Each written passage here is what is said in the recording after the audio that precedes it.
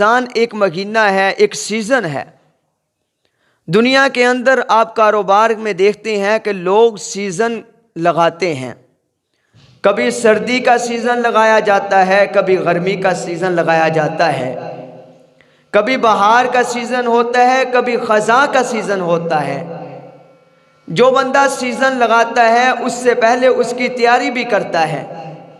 ایک سیزن آنے والا ہے تو اس سے پہلے جو مال دکان پر، جو مال کاروبار میں استعمال ہونا ہے، جو پرانا سیزن ہوتا ہے وہ مال جو ہے وہ انسان جو ہے کوشش کر کے اس کو نکالنے کی کوشش کرتا ہے، تاکہ میں ایک نیا مال جو ہے وہ جو آنے والا سیزن ہے اس کا ڈالوں، اس کی تیاری شروع کر دیتا ہے۔ تو ہمارے لیے بھی ایک سیزن آ رہا ہے، مسلمانوں کے لیے یہ ایک سیزن ہوتا ہے جو نیکیوں کا سیزن ہے کہ رمضان المبارک کا مہینہ آ رہا ہے، وہ سیزن ہے، اس میں مسلمان نیکیاں جو ہے وہ کماتا ہے، اور جب انسان نیکیاں کما لیتا ہے اس سیزن کی تیاری بھی کرنی ہے۔ وہ تیاری کیا ہے اسی کو ہم نے آج سمجھنا ہے۔ اور اسی طرح جو دنیا دار ہوتا ہے وہ جب سیزن لگاتا ہے، جو وہ مال بیچ لیتا ہے، سیزن لگا لیتا ہے، تو سیزن لگا لینے کے بعد جب آپ دیکھتے ہیں وہ سیزن جو اس نے لگایا ہوتا ہے اس کے اثرات جو ہیں وہ اس پر نظر بھی آتے ہیں، اس کے گھر والوں پر نظر آتے ہیں، اس کے اولاد پر نظر آتے ہیں، ان پورے خاندان پر وہ سیزن کا وہ نظر آتا ہے، اثرات نظر آتے ہیں۔ تو میرے بھائیوں، آج جو ہے رمضان المبارک کا سیزن آئے اور مسلمانوں پر وہ سیزن نظر نہ آئے تو اس سے بڑی جو ہے کم بختی نہیں ہے۔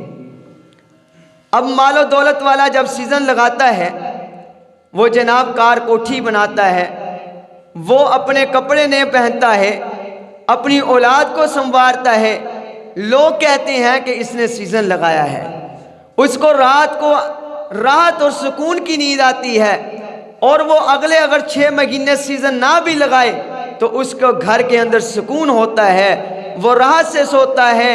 اگر رمضان آ جائے اور ہم مسلمان سیزن نہ لگائیں تو یاد رکھنا نبی علیہ الصلوۃ والسلام نے فرمایا جس نے رمضان کو صحیح گزاریا اس کا پورا سال صحیح گزر جائے گا۔ اگر انسان نے رمضان المبارک کو صحیح نہیں گزارا تو اس کا جو پورا سال ہے تو وہ ویسے گزرے گا جیسے ایک سیزن والے کا سیزن صحیح نہیں گزرتا۔ میرے عزیز دوستو، یہ رمضان المبارک کا مہینہ آتا ہے، اس کے اندر بہت سارے کرنے کے کام ہیں۔ اس سے قبل ہم نے جو کام کرنے ہیں، سب سے پہلا ایک کام ہے حقوق العباد، کہ ہم نے دیکھنا ہے کہ جو ہمارے حقوق ہیں ان کو ہم نے ادا کیا ہے کہ نہیں کیا۔ ایک حقوق اللہ کا حق ہوتا ہے اور ایک حق بندوں کا حق ہوتا ہے۔ جو اللہ کا حق ہے وہ اللہ سے توبہ کریں، معافی مانگے تو معاف ہو جاتا ہے، لیکن جو بندوں کا حق ہے وہ معافی مانگے، وہ پورا کرنے کے بغیر معاف نہیں ہوتا۔ یا وہ بندہ معاف کر دے یا بندہ جو ہے اس حق کو ادا کر دے، پھر وہ معاف ہوتا ہے۔ ہم نے رمضان المبارک کے آنے سے پہلے ان حقوق کو بھی پورا کرنا ہے، ان حقوق کو بھی ادا کرنا ہے۔ یہ رمضان المبارک کا مہینہ آئے اور اس میں جتنی بھی نیکیاں ہیں، جتنے بھی عمل ہیں کہ عام دنوں میں ہم وہ عمل نہیں کر رہے، وہ نیکیاں نہیں کر رہے، ان کو ہم نے آج ہی سے شروع کرنا ہے، ان کو ہم نے آج ہی سے کرنا ہے۔ آپ صحابہ کرام اور حضور علیہ الصلوۃ والسلام کی زندگی کو پڑھیں کہ انہوں نے کتنی تکلیفیں اٹھائیں لیکن انہوں نے کوئی روزہ نہیں چھوڑا، انہوں نے کتنی تکلیفیں اٹھائیں لیکن قرآن کی تلاوت کو نہیں چھوڑا، کتنی تکلیفیں اٹھائی ہیں لیکن انہوں نے اللہ کے ذکر کو نہیں چھوڑا، ان کی کوئی نماز قضا نہیں ہوتی تھی۔ میں نے پچھلے جمعہ میں یہ بیان کیا تھا کہ صحابہ اکرام کو کتنی تکلیفیں آئیں۔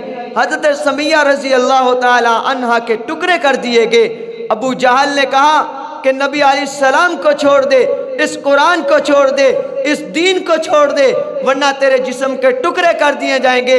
ایک اونٹ اس دائیں طرف کھڑا کر دیا گیا، ایک اونٹ بائیں طرف کھڑا کر دیا گیا، حضرت سمیہ رضی اللہ تعالی عنہ کی ایک ٹانگ ایک اونٹ سے باندھ دی گئی، دوسری ٹانگ دوسرے اونٹ سے باندھ دی گئی، کہا گیا سمیہ نبی کے دین کو چھوڑ دے، نبی کے قرآن کو چھوڑ دے، نبی علیہ السلام کے اسلام کو چھوڑ دے، لیکن سمیہ نے کہا جان تو جا سکتی ہے، محمد مصطفیٰ کے دین کو نہیں چھوڑ سکتی۔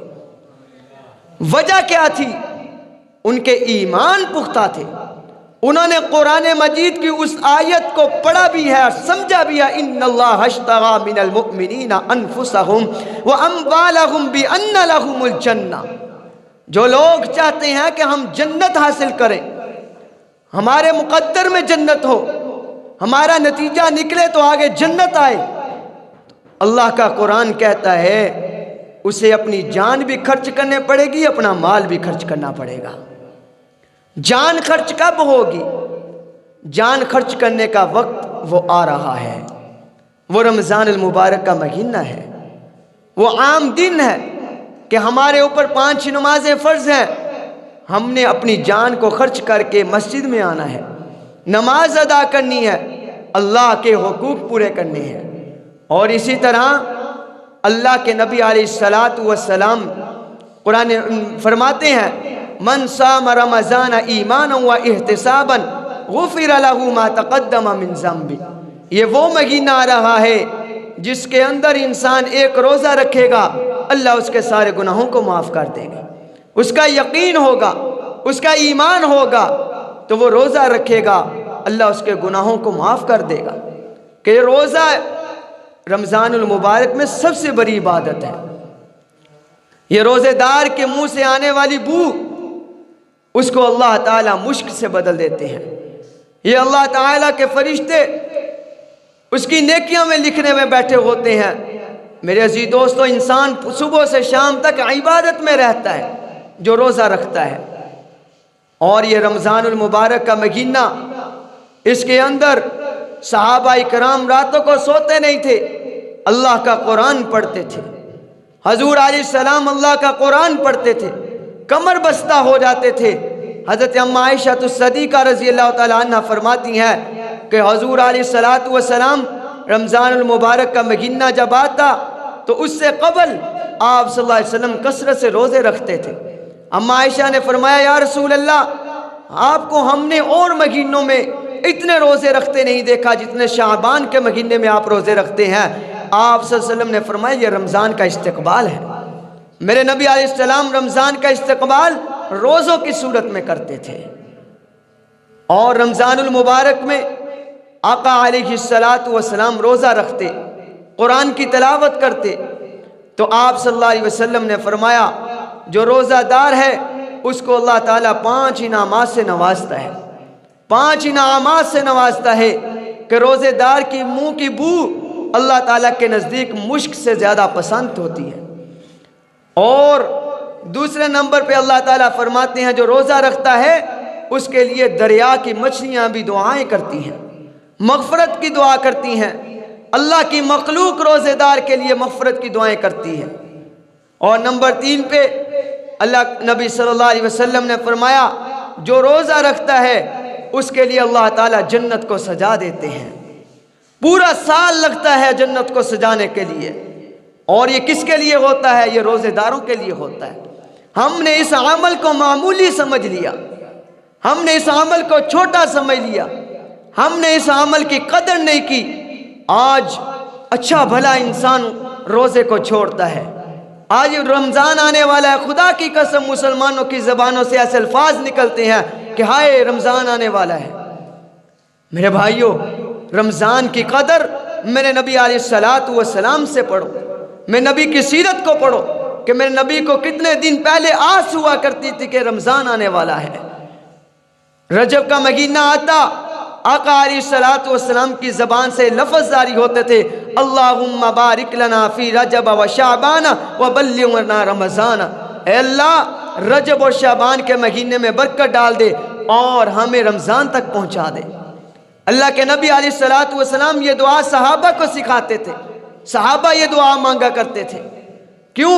رمضان کی قدر تھی، رمضان کے ایک ایک منٹ کی قدر تھی۔ رمضان کے علاوہ ہم نوافل پڑھتے ہیں، نمازیں پڑھتے ہیں، تو ہمیں فرض جو ہے مسجد میں جماعت کے ساتھ پڑھیں گے تو 27 نمازوں کا ثواب ملتا ہے۔ یاد رکھو، جو بندہ رمضان المبارک میں نفل پڑھتا ہے اس کو فرضوں کے برابر ثواب ملتا ہے، اور جو فرض پڑھتا ہے اس کو 70 گنا بڑھ کر اللہ تعالیٰ ثواب عطا کرتے ہیں۔ یہ رمضان المبارک میں اللہ تعالیٰ ہر عمل کو، ہر نیکی کو دگنا کر دیتا ہے۔ تو یاد رکھو، جہاں ایک نیکی دگنا ہوتی ہے وہاں پر گناہ بھی دگنا ہو جاتا ہے۔ اگر ہم رمضان میں کوئی گناہ کریں گے، ہمارا رمضان سستی میں چلا گیا، تو پھر ہمارے گناہ بھی اتنے ہوں گے کہ ہمیں جتنا نیکی ملتی ہے دگنی، ویسے ہمیں گناہ بھی دگنا ملے گا۔ اور تیسرا، اللہ کے نبی علیہ الصلاۃ والسلام نے فرمایا کہ رمضان کی آخری راتوں میں روزے داروں کے لیے مغفرت کا اعلان کیا جاتا ہے۔ یہ رمضان کا مہینہ آئے گا، اس کی آخری راتوں کے اندر اللہ تعالیٰ جو ہے روزے داروں کی مغفرت کا اعلان کریں گے۔ اللہ کے نبی علیہ الصلاۃ والسلام نے فرمایا، اگر رمضان سلامتی سے گزر گیا تو سارا سال سلامتی سے گزر جائے گا۔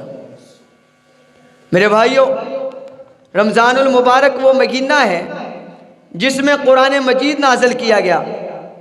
اللہ تعالیٰ فرماتے ہیں، شہر رمضان الذی انزل فیہ القرآن ھدی للناس وبینات من الہدی والفرقان، کہ اللہ نے رمضان کے مہینے میں قرآن کو نازل کیا۔ قرآن مجید کے ساتھ جس کو بھی نسبت ہوئی اللہ نے اس کو اونچا کر دیا۔ میں نے آپ کو پہلے بھی بتایا کہ رمضان قرآن مجید ایسی کتاب ہے، اس کے ساتھ اس امت کی نسبت ہوئی، اللہ نے اس امت کو اونچا کر دیا۔ قرآن مجید ہے، اگر ہم کسی کپڑے کے اندر اس قرآن کو لپیٹیں تو کپڑے تو بہت زیادہ ہیں، لیکن جس میں قرآن کو لپیٹا گیا وہ کپڑا اعلیٰ ہو گیا۔ اسی طرح قرآن، نبی تو بہت آئے، لیکن جس نبی پر قرآن نازل ہوا اللہ نے اس نبی کو اونچا کر دیا۔ مہینے تو بہت ہیں، لیکن جس مہینے میں قرآن نازل ہوا اللہ نے اس مہینے کو بھی اونچا کر دیا۔ وہ رمضان المبارک کا مہینہ ہے۔ یہ کتنا بابرکت معزز مہینہ ہے کہ اللہ نے اس مہینے کے اندر قرآن کو بھی نازل کیا۔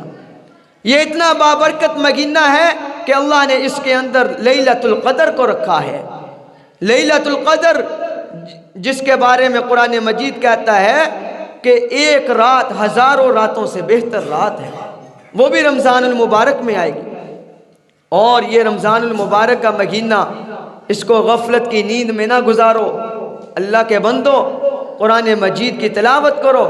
ایسے لوگ گزرے ہیں جو رمضان المبارک کے اندر 61 قرآن مجید ختم کرتے تھے، اور روزانہ کے طور پر ایک قرآن مجید مکمل کرتے تھے۔ ایسی عورتیں گزری ہیں کہ جو پورا دن کام بھی کرتی تھی، اللہ کا قرآن بھی پڑھتی تھی، اور مقابلے ہوتے تھے کہ آج میں زیادہ قرآن پڑھ گئی یا تو پڑھ گئی۔ لیکن آج خدا کی قسم، عورتوں کی بات تو دور، آج تو آدمی بھی قرآن کو رمضان میں نہیں کھولتا۔ پوچھ لو کہ کتنے قرآن ختم ہوئے رمضان میں۔ اس لیے آج سے ہی ارادہ کرو، یہ رمضان کا استقبال یوں ہوگا کہ ہمارا آج سے ارادہ یوں ہو جائے کہ رمضان آنے سے پہلے ہم اپنے قرآن کو شروع کر لیں، نیت کر لیں کہ ہم نے اس رمضان کے اندر کتنے قرآن مجید کو ختم کرنا ہے، کتنے قرآن مجید مکمل کرنے ہیں۔ بھائیو، ایک قرآن تو ضرور ختم ہونا چاہیے۔ اور یہ رمضان آئے تو درود پاک کی کثرت ہو جائے، درود پاک کی کثرت ہو جائے۔ درود، اللہ کے نبی علیہ السلام نے فرمایا، جو مجھ پر ایک مرتبہ درود پڑھتا ہے اللہ اس پر 10 رحمتوں کا نزول فرماتے ہیں۔ قیامت کا دن ہوگا، آسمان پھٹ جائے گا، زمین تانبے کی ہو جائے گی، سورج سوا نیزے پہ آ جائے گا، چاند بے نور ہو جائے گا، ستارے ٹوٹ جائیں گے۔ قرآن اپنے انداز میں کہتا ہے، اذا الشمس کورت واذا النجوم انکدرت واذا الجبال سجرت، پہاڑ چلا دیے جائیں گے۔ اللہ کا قرآن کہتا ہے، واذا القبور بعثرت، قبریں اکھیڑ دی جائیں گی۔ علمت نفس ما قدمت واخرت، ہر انسان کھڑا ہو جائے گا، ہاتھوں میں نامہ اعمال ہوگا، وہ نامہ اعمال جو اس نے دنیا کے اندر جو کچھ کیا ہوگا سب کچھ سامنے آ جائے گا۔ اللہ کا قرآن کہتا ہے، وَأُمِّهِ وَأَبِيهِ وَصَاحِبَتِهِ وَبَنِيهِ، اللہ کا قرآن کہتا ہے نہ ماں کام آئے گی، نہ باپ باپ کام آئے گا، وصاحبتہ واخی، اس دن بیوی بھی کام نہیں آئے گی، بھائی بہن بھی کام نہیں آئے گے۔ لِكُلِّ امْرِئٍ مِّنْهُمْ يَوْمَئِذٍ شَأْنٌ يُغْنِيهِ، اللہ کا قرآن کہتا ہے ہر انسان ایک دوسرے سے بھاگ رہا ہوگا، ایسا دن ہوگا، ایسا وقت ہوگا، انسان نفسی نفسی کے عالم میں ہوگا۔ عزیز دوستو، اس وقت ایک انسان بڑا پریشان کھڑا ہوگا، بڑا حیرت زدہ کھڑا ہوگا۔ ایک خوبصورت انسان اس کے پاس آئے گا، آ کر کہے گا کیا مسئلہ ہے؟ وہ کہے گا آج تو مجھے ایک نیکی کی ضرورت ہے، نہ باپ دے رہا، نہ بہن بھائی دے رہی، نہ اولاد دے رہی جس کے لیے میں نے پوری زندگی کمائی کی، نہ وہ ماں دے رہی جس نے کبھی مجھے اپنے سینے سے دور نہیں کیا، نہ وہ باپ دے رہا ہے جس نے میرے لیے ہمیشہ محنت کی۔ اللہ کا وہ بندہ کہے گا اور یہ کاغذ کا چھوٹا ٹکڑا لے جا کر اپنے نامہ اعمال میں رکھ دے۔ جب تو نامہ اعمال میں رکھے گا، اللہ تیرے اعمال والا پلڑا بھاری کر دے گا، تیرا گناہوں والا پلڑا ہوا میں اڑ جائے گا۔ عزیز دوستو، وہ بندہ بھاگتا بھاگتا جائے گا، اس کاغذ کے چھوٹے سے ٹکڑے کو نامہ اعمال میں رکھے گا۔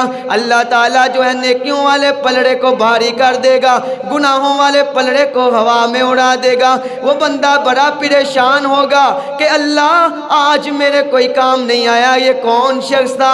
جب اسی مقام پر اسی جگہ پر آئے گا، آ کر پوچھے گا تو اللہ کے نبی علیہ السلام فرمائیں گے اے بندے، میں وہ بندہ ہوں جس پر دنیا میں تو نے ایک مرتبہ درود پڑھا تھا، آج میں نے تجھے اس ایک مرتبہ درود پڑھے کا سب بدلہ دے دیا ہے۔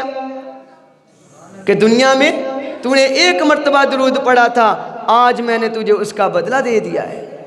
اس درود کے عمل کو معمولی نہ سمجھو۔ یہ رمضان المبارک کا استقبال یوں ہو کہ ہم آج رات سے ہی اپنے درود کے وظیفے کو زیادہ کر دیں۔ جہاں ہم دوسرے وظائف کرتے ہیں وہاں ہم درود کے عمل کو بھی شروع کر دیں۔ اور میرے بھائیو، یہ درود انسان کی زندگی کو بدل دیتا ہے۔ اگر نافرمان اولاد ہے، درود پڑھنے والے کی اولاد فرما بردار بن جاتی ہے۔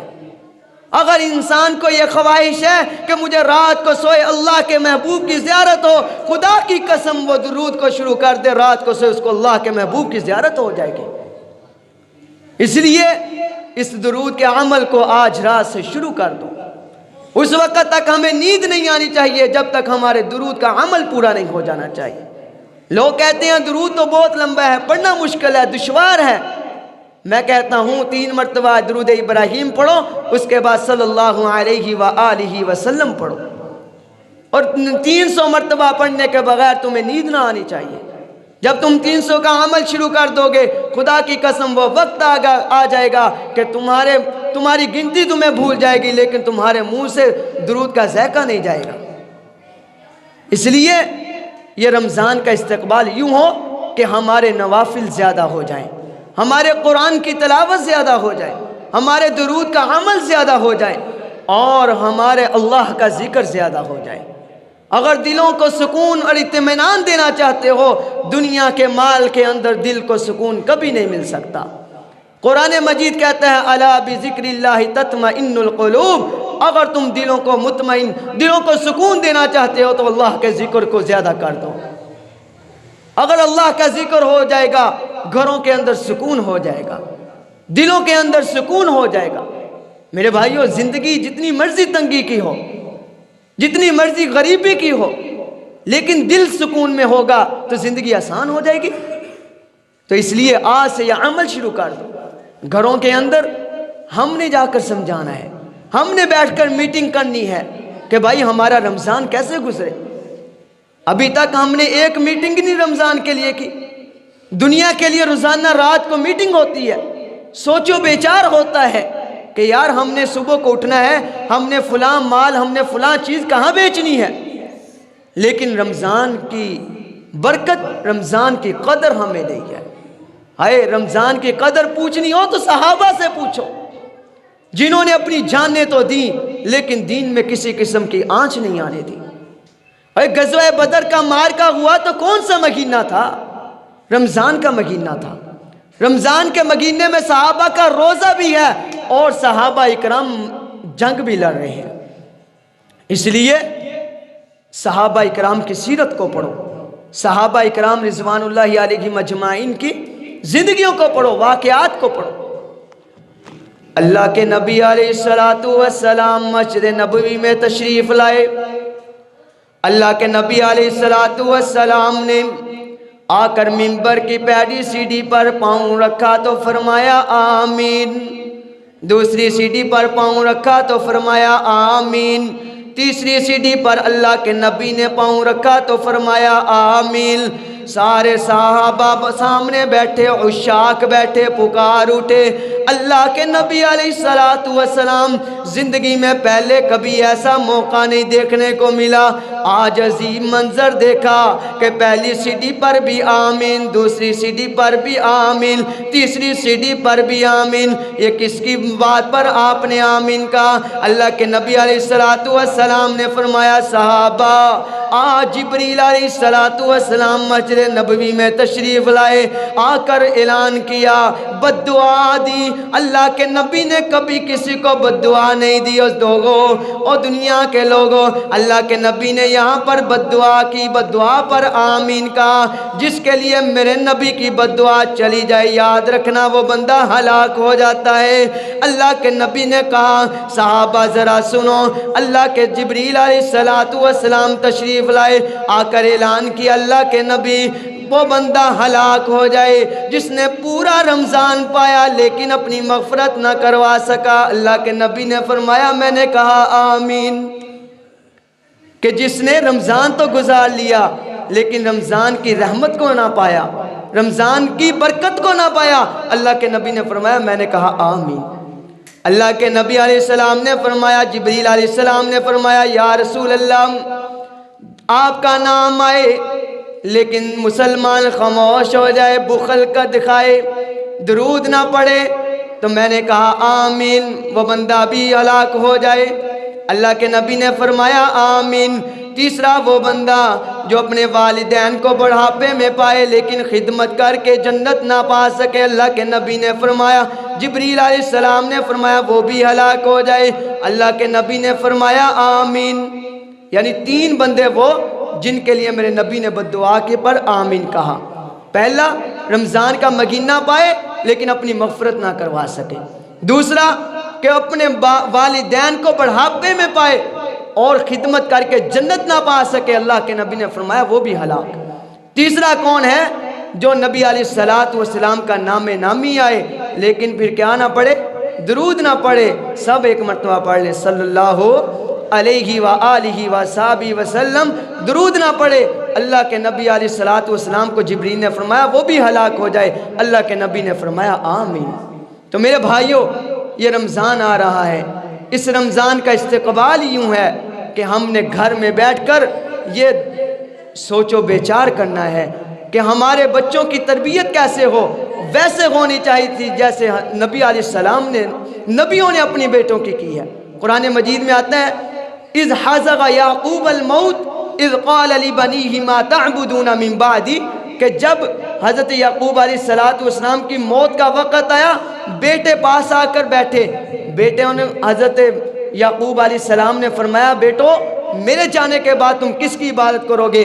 بیٹوں نے کہا اذ قال لبنیہ ما تعبدون من بعدی قالوا نعبد الہ و الہک ابراہیم و اسماعیل و اسحاق، اے باپ ہم بھی اس کی عبادت کریں گے جس کی ہمارے باپ اور دادا نے کی ہے۔ یہ تربیت ہو رہی ہے کہ بچوں کو بتایا جا رہا ہے شرک کی طرف نہیں جانا، صرف ایک رب کو اپنا معبود ماننا ہے۔ ہماری بچوں کی تربیت بھی یوں ہونی چاہیے کہ ہم اپنے بچوں کو بٹھائیں، گھر والے کو بٹھائیں اور بٹھا کر ان کو سمجھائیں کہ گھر والوں کو کہ آپ نے شام کا وقت رمضان المبارک میں بہت قیمتی وقت ہوتا ہے، یہ سارا وقت ہم نے کچن میں نہیں گزارنا، ہم نے دعا میں گزارنا ہے۔ ان کے ساتھ مل کر سامان پہلے تیار کروا دو اور پھر اللہ کے حضور ہاتھ اٹھا کر بیٹھ جاؤ۔ اور بچوں کی تربیت یوں ہو جانی چاہیے کہ پورے مہینے میں ہم نے آنکھوں کا تقوی دکھانا ہے۔ آنکھوں کا تقوی کیا ہوگا؟ گھر کے اندر ٹی وی بند ہوگا، آنکھوں کا تقوی یہ ہوگا۔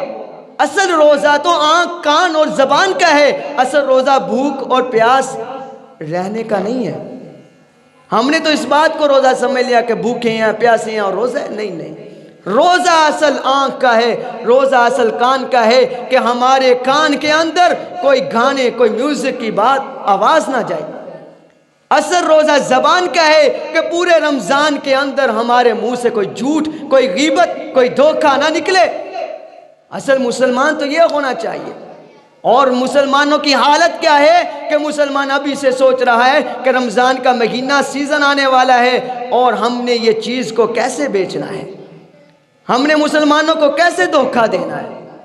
میرے بھائیوں، اس میں رمضان کی قدر نہیں ہے، یہ رمضان کی اہمیت ہمارے سامنے نہیں ہے. رمضان کی فضیلت کو پڑھو، رمضان کی اہمیت کو پڑھو اور ایک کتاب کا انتخاب کرو. رات کو سونے کے بغیر اور کتاب پڑھے بغیر تمہیں نیند نہیں آنی چاہیے. نبی کی سیرت کو تو پڑھ لو اپنی زندگی کے اندر. تو اس لیے آج سے عہد کر لو کہ ہم نے ابھی انشاءاللہ اگلا جمعہ جو ہوگا وہ ہمارا روزے میں ہوگا، تو ہم نے اس روزے کے آنے سے پہلے اس روزے کی پوری تیاری کرنی ہے، اس سیزن کی تیاری کرنی ہے. وہ سیزن آ رہا ہے، ایک نیکیوں کا سیزن ہے. اس کے اندر ہم پورے سال میں تہجد کی نماز نہیں پڑھ سکتے، ہمیں جاگ ہی نہیں آتی، فجر نہیں پڑھی جاتی. جناب تہجد تو بہت دور کی بات ہے، مسجد میں آپ کے سامنے ہوتی ہیں، کتنے لوگ ہوتے ہیں. چلو یہ رمضان کا ایک مہینہ ہے، ایک موقع ہے، اس کے اندر ہمارا روزہ تو سب نے رکھنا ہے، تہجد کی نماز تو نہ جائے. کیا پتہ ہم پورا رمضان تہجد کی نماز نہ چھوڑیں تو اللہ ہمارے لیے وہ زندگی کا ایک موقع بنا دے، ہم کہ یعنی روزانہ ہم تہجد پڑھنے والے بن جائیں.